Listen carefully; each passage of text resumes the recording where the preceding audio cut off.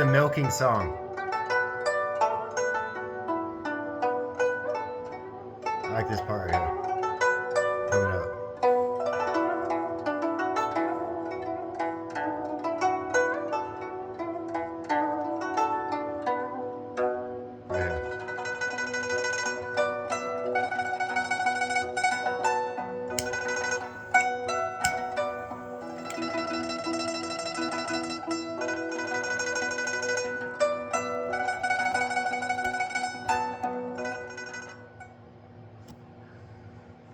Konnichiwa.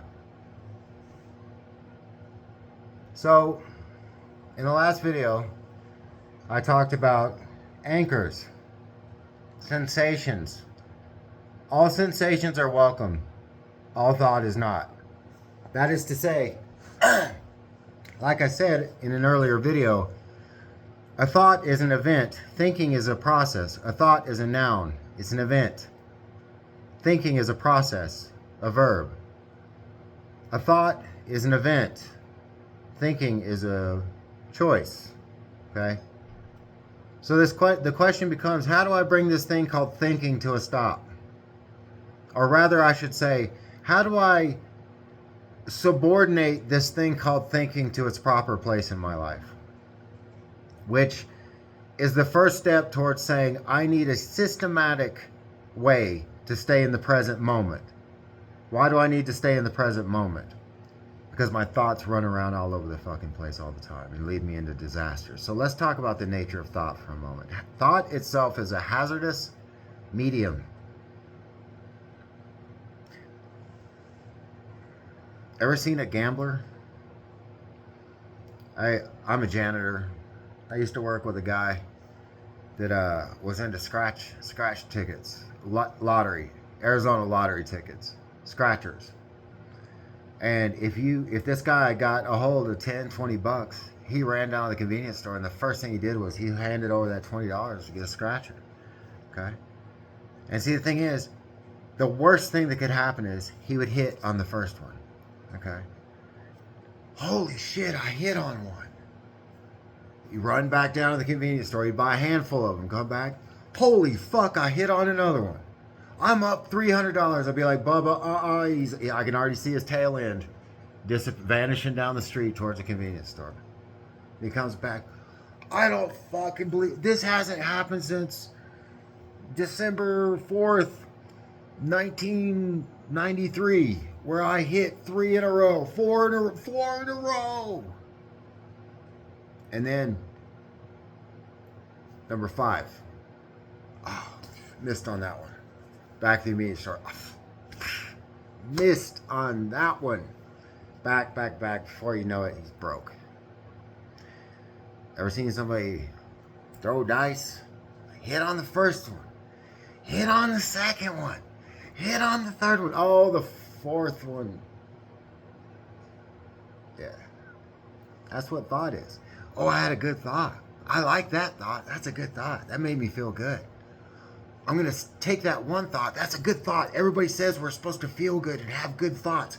That's a good thought. So I'm going to desperately stick as many other good thoughts as I can to that one good thought and form this conglomerate of good thoughts. All compound things are subject to decay, especially thoughts. Those conglomerates that stick together, they fall apart and form fucking messes. Shrapnel in the mind. Okay? Thought itself is a hazardous enterprise. It's a hazardous medium. It's not to be trusted. Venture into thought, into that realm of thinking at your own risk. I've learned about all that.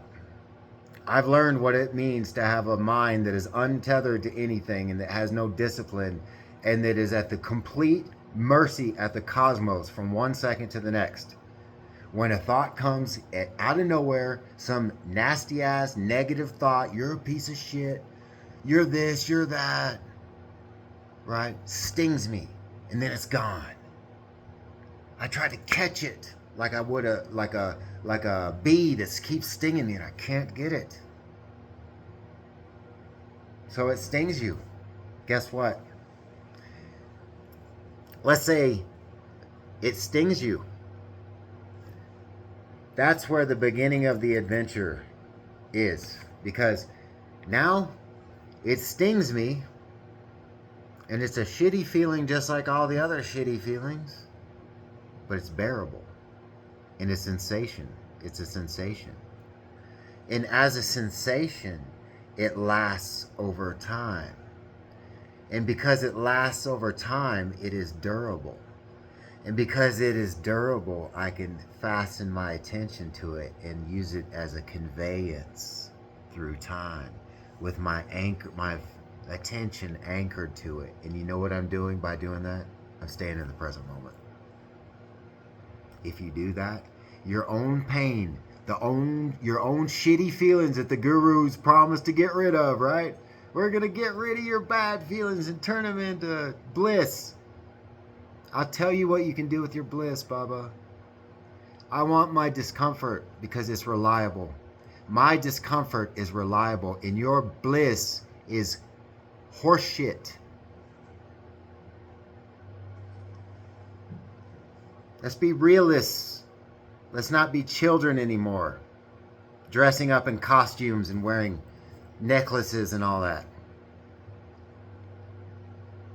All I know is my pain isn't going anywhere. It's meteorology, just like that weather outside in northern Arizona isn't going anywhere.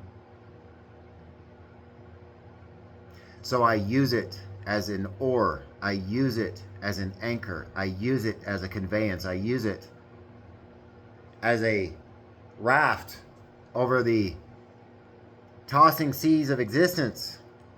Why do I use pain? Why do I use discomfort? Because it's the only thing in me.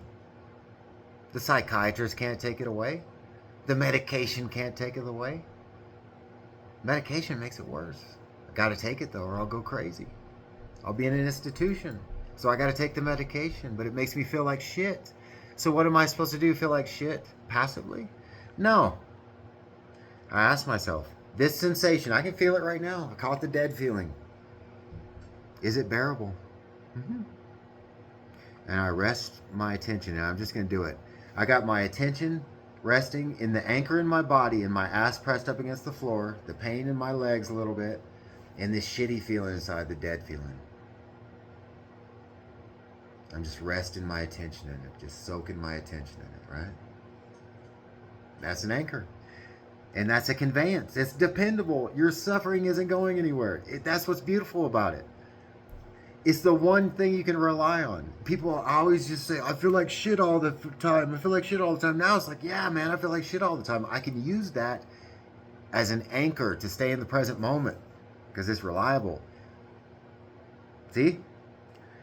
See, the thing is, I've gotten to the point now where, okay, I feel bad. So, somebody says, well, this will happen. It's okay. It'll make you feel like shit. It's okay. I'll feel bad. But then what? The dude's like, what? Okay, I'll feel bad. I'll feel like shit. But then what? There is no then what. The biggest threat that existence has against you is that you're going to feel like shit. Why do you dread things? Well, I'll feel like shit. Well, guess what? It's a boon. It's a treasure. This isn't some samurai philosophy. Hey, I'm not some tough guy. I've never met anybody you ask them this question. Hey man, what's your pain threshold? Everybody says the same thing. Oh, fuck that. I got a high pain threshold, man. You know what? I got a normal pain threshold. How about that? I'm just a normal person with a normal pain threshold. I'm not some tough guy. Okay? Okay? But I do know this. I do know what's bearable and what isn't. And I would say I've suffered a lot, man. And you know what? I know what unbearable is and what bearable is. And most of the time it's bearable. It may be uncomfortable. But I tell you this sensation I have inside, it's a flavor. It's a taste. And I've never known anybody that perished from a taste in their mouth.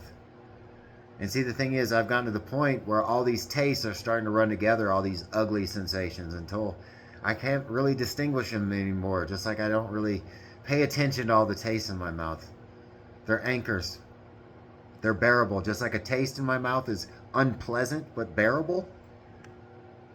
Well, there's a lot of sensations in me that are unpleasant but bearable. And because they are bearable, they can be used. And because they can be used, I'm grateful for them. This is not bullshit. This is not being me weaving vain fancies.